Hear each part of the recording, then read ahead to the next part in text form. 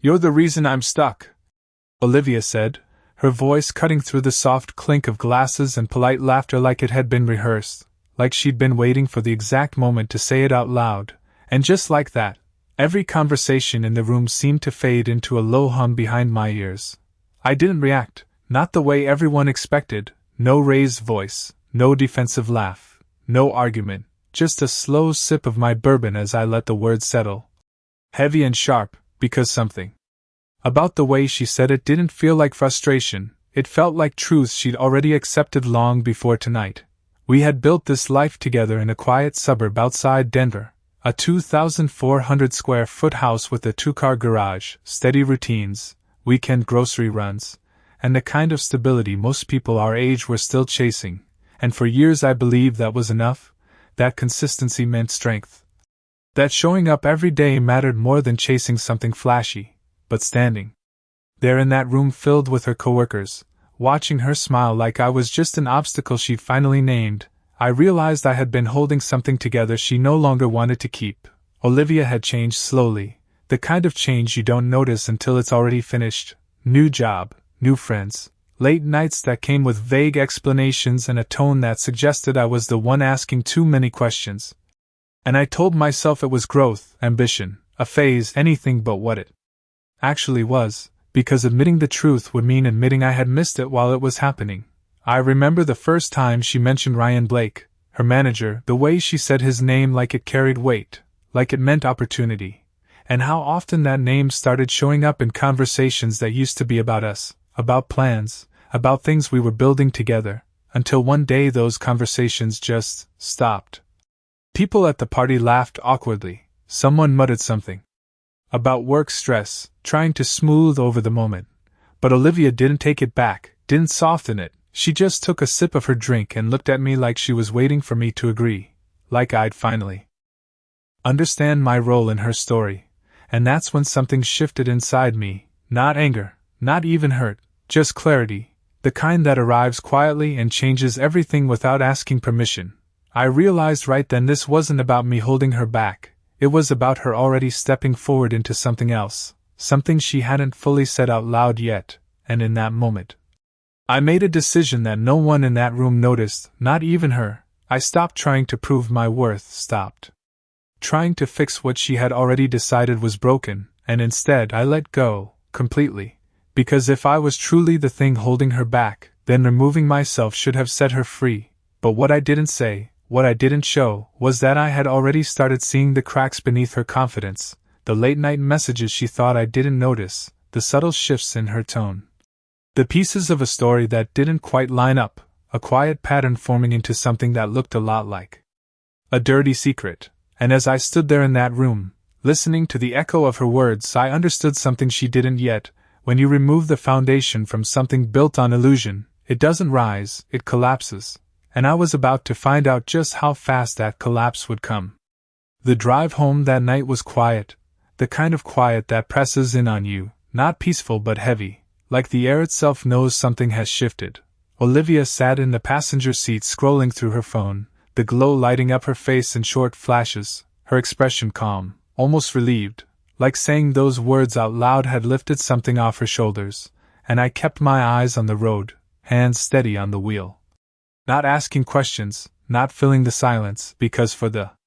first time in a long time, I was not trying to fix anything. When we pulled into the driveway of our house, the porch light flickered on automatically, casting that familiar warm glow over the front steps. The same house we had painted together 3 summers ago, the same place where we used to sit on the back patio on Friday nights talking about plans that felt real at the time, and I realized how quickly something that once felt solid could start to feel temporary. Inside, she kicked off her heels and walked straight to the kitchen, pouring herself a glass of wine like it was just another normal night, like nothing had been said that could not be taken back. But there was no apology, no second thought, just a quiet confidence that told me she meant every word. I leaned against the counter across from her and watched, not her, but the space between us, the distance that had been growing for months now finally visible, and I started to see the pattern more clearly, the late evenings that stretched into midnight, the sudden need for privacy, the way her phone never left her side anymore, and how the name Ryan had slowly replaced every conversation that used to include me. I did not confront her, not because I was afraid, but because I no longer needed confirmation. The pieces were already there, forming something that felt less like suspicion and more like certainty, a quiet, undeniable understanding that there was a version of her life now that did not include me, and instead of pushing against it, I made a choice that felt almost unnatural at first. I stepped back completely, no questions, no resistance, no effort to hold on. Because if she believed I was the reason she could not move forward, then removing myself was the only honest thing left to do, and as strange as it sounds, the moment I stopped holding everything together was the moment I started noticing just how much was already falling apart beneath the surface. The next morning did not come with shouting or confrontation, it came with routine, the kind that used to mean stability but now felt like a script we were both reading from out of habit. Olivia moved through the kitchen with the same efficiency she always had, coffee brewing, phone in hand, her attention split between messages and the mirror reflection in the microwave door. Adjusting small details like everything in her life was lining up exactly the way she wanted, and I noticed something different in her posture, lighter, almost energized, like she had already stepped into a version of her life where I was no longer central. I sat at the table, watching the steam rise from my mug, and for the first time I did not ask where she would be that evening, did not remind her about dinner plans, did not try to anchor us back into something familiar, and that absence of effort seemed to register with her in a way words never had, her eyes flicking toward me briefly, searching for the reaction she had grown used to, the questions, the resistance, the quiet attempts to pull her back, but there was nothing there, just calm, just space. Over the next few days, that space widened, and with it came clarity. I started noticing details I had ignored before, the way her phone would light up with Ryan's name at odd hours, the way her tone shifted when she spoke about work, sharper, more guarded, like she was managing two versions of herself at once, and I did not interrupt it, I did not challenge it, I simply observed, letting the pattern reveal itself without interference. One evening, she mentioned she would be staying late again. Something about a project deadline, her voice smooth, practiced, and I nodded without hesitation, no follow-up, no concern, and for a brief second, she hesitated, like my lack of reaction unsettled her more than any argument could have, but then she grabbed her keys and left, the door closing with a quiet finality that echoed longer than it should have. I stood there in the living room, the house suddenly too still. And instead of reaching for my phone or replaying the conversation, I walked upstairs and opened the closet, not in anger, not in panic, but with a deliberate calm, pulling out a small duffel bag and setting it on the bed, not to leave, not yet, but as a marker, a silent acknowledgement that something fundamental had already shifted. Over the next week, I adjusted in ways she did not notice at first. I stopped covering certain expenses without discussion, stopped rearranging my schedule to match hers, stopped being the quiet support system that filled in the gaps she never saw, and slowly, almost imperceptibly, the structure she had relied on began to loosen, not collapse, not yet, but strain under its own weight. The most telling moment came on a Thursday night. She walked in later than usual, her expression tight, not confident this time, not composed, and when she saw me sitting calmly in the living room, not waiting, not questioning, just present, something in her expression flickered, confusion, maybe even uncertainty, because for the first time, she was stepping into a space where the rules had changed, where the man she had blamed was no longer playing the role she had written for him. And in that quiet shift, the balance she thought she controlled began to tilt in a direction she had not anticipated. It started showing up in small ways, the kind most people would ignore if they were still trying to believe everything was fine, a missed call she did not return, a bill she assumed was already handled, a silence where she expected me to step in and smooth things over. But I did not. I let every gap stay open, and those gaps began to add up. One afternoon she stood in the kitchen, flipping through her phone with a slight edge in her voice, asking why a payment had not gone through, and I answered simply that I had not handled it, not with attitude, not with explanation, just a fact, and for a moment she looked at me like she was trying to understand what had changed, like she was recalculating something she had always taken for granted. At work, Her schedule grew heavier, or at least that was what she said, but the confidence she carried started to flicker, her tone sharper, less controlled. And I could hear it in the way she spoke on the phone, pacing slightly, repeating herself, trying to maintain a level of authority that did not come as easily as before. Ryan's name came up less directly, but more often in passing, like something she was trying to keep steady without drawing attention to it, and I noticed the shift, the difference between someone stepping into something secure and someone trying to hold on to something unstable. One night she came home earlier than expected, no explanation. Just a quiet entrance, setting her bag down with less certainty than usual, and when she saw me sitting at the table, calm, not waiting, not asking, she hesitated again, longer this time, like she was expecting a reaction that never came. The house felt different now, not tense, not loud, just unbalanced, like something essential had been removed and the rest was still adjusting to the absence, and in that quiet imbalance, I could see it clearly. The life she thought she was stepping into was not building the way she imagined, it was starting to strain, and for the first time, she was the one trying to keep it together while I simply stood back and let the truth take its course. The shift became impossible to ignore the following week, not because of anything dramatic, but because the cracks she had been holding together started to show in places she could not control. It began with a phone call she took in the hallway, her voice lower than usual, measured, careful, repeating the same sentence twice as if she was trying to convince the person on the other end, or maybe herself, and when she hung up, she stood there for a second longer than necessary, staring at nothing, before stepping back into the room like she had to reset her expression. I did not ask who it was, I did not need to, because the confidence she used to carry when she said Ryan's name was gone, replaced by something thinner, something uncertain. Over the next few days, the pattern repeated, meetings that did not go as planned, conversations that left her more frustrated than energized. And I could see it in the way she moved through the house, quicker, more distracted, like she was trying to outrun something catching up to her. One evening she sat across from me at the kitchen table, her laptop open, fingers hovering over the keyboard but not typing, and for a moment it looked like she wanted to say something, to pull me back into the role I used to play, the one where I would step in, solve, support, stabilize, but I stayed still, not cold, not distant, just no longer available in the way she expected. That was when it hit her, not all at once, but enough to register the realization that the structure she had leaned on without noticing was no longer there, and whatever she had stepped into outside of this house was not holding her up the way she believed it would. Later that night, I heard her phone buzz again, a message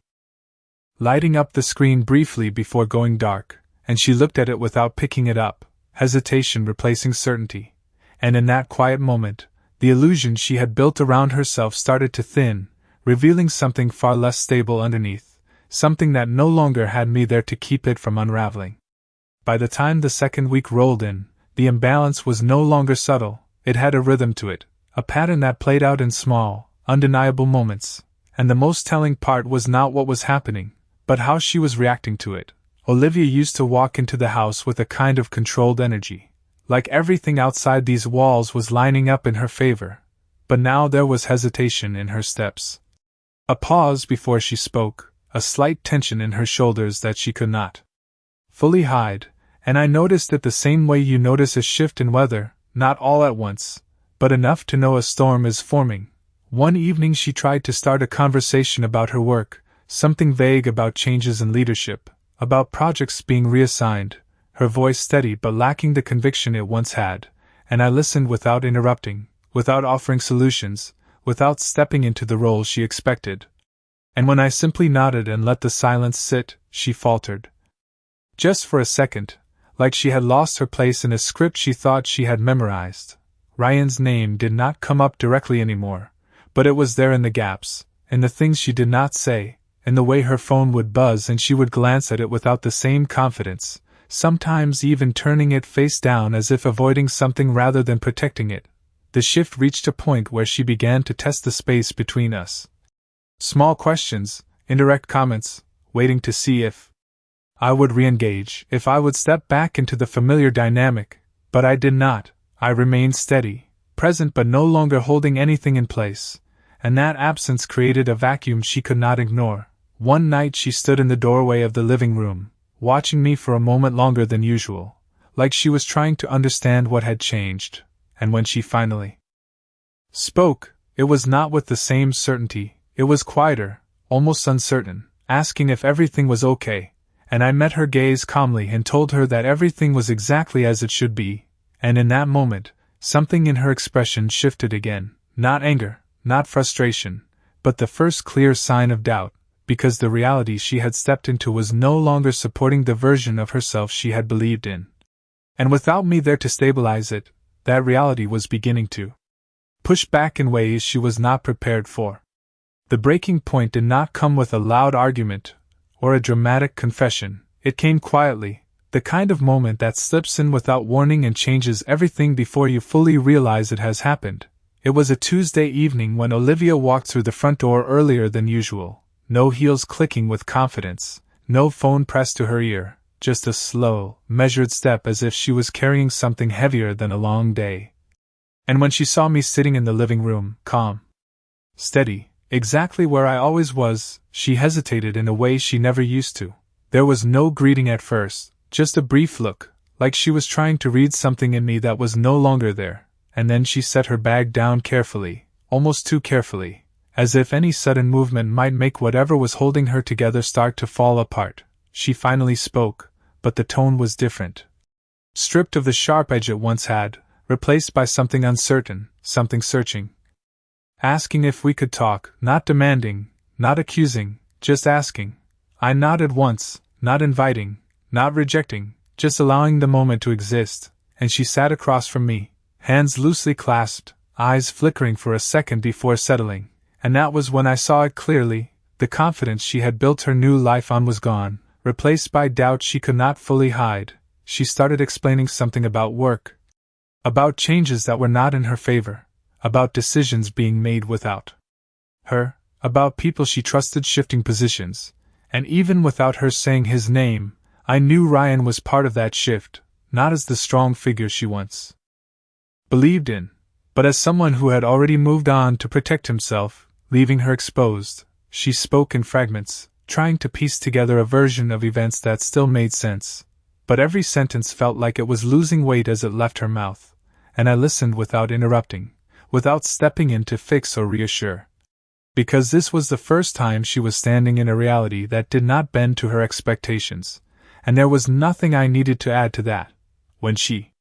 finished, the room fell into a quiet that felt different from before, not heavy, not tense, just honest, and for a moment she looked at me like she was waiting for something, guidance, support, the version of me that used to catch everything before it fell. But that version was gone, and in its place was something steadier, something that did not move, and in that stillness, the truth settled in for her in a way no argument ever could. The life she thought would lift her higher had started to collapse beneath her feet, and there was no one left holding it up. The days that followed did not explode into chaos, they unraveled slowly, like a thread being pulled from something that once looked complete, and the more it unraveled, the more obvious it became that there was nothing underneath holding it together. Olivia stopped pretending everything was fine, not openly, not with words, but in the way she moved through the house, quieter now, more careful.